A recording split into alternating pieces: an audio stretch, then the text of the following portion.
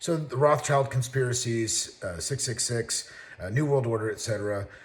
Let's talk about this for a second, because why don't we really have freedom throughout the world, truly anywhere? You could say America might be closer to freedom because we have things like the Bill of Rights, which are eroded more and more every day. The Constitution is pretty much ignored by anybody. $39 trillion in debt. Oh, this is freedom, I guess? I don't know. Anyway, so one of the problems here is that government cannot function without the mass participation of people around it, right? It can't just function on force alone. It needs the belief.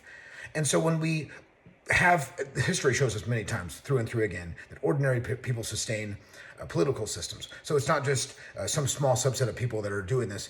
The real problem is the belief in political authority and all of the people around you that actually believe it. That's the real engine of statism. So when we defect over to these conspiracy arguments of like, oh, we got to get the Rothschilds, and the New World Order and the rest of this kind of stuff, none of that would really matter. Let's say you get rid of the New World Order. Let's say you get rid of any kind of these conspiracies, the Rothschilds, which really don't even control anything today. They controlled lots of stuff years ago, but not much today.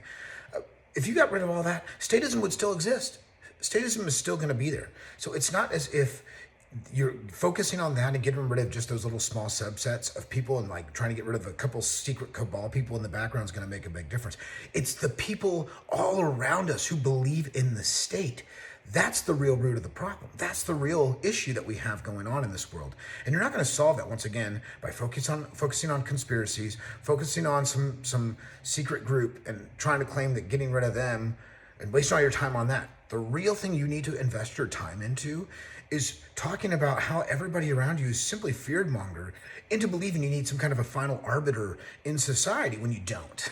Right? Actually, it's way better when we decentralize power and we have people allowing people to exit instead of forcing them into violent monopolies. That's the real root of the problem here. And this is why you don't see me talking about conspiracies. And everybody has their own conspiracies, right? Of different things here and there. And there certainly have been, in some cases, conspiracies that have been proven true. My point is, though, focusing on that is really a waste of your time when you're not addressing the root of the real problem, which is that people actually believe in the state in the first place, believe that you need to have a final arbiter, believe that you can't allow people to exit out of systems. When you hammer away at that, the rest of it takes care of it. You wouldn't have a Rothschild in control of anything. You wouldn't have New World Orders controlling anything.